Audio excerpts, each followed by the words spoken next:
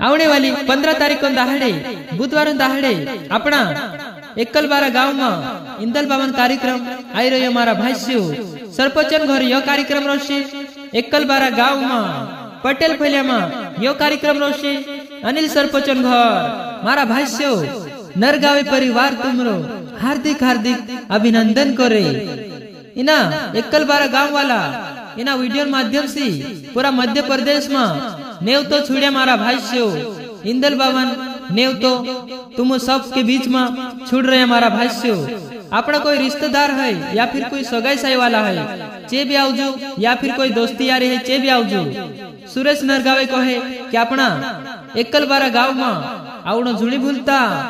अनिल सरपंच भी कहे नरगावे परिवार वालू कहे कि अपना एकलबारा गांव में आवनो झुणी भूलता।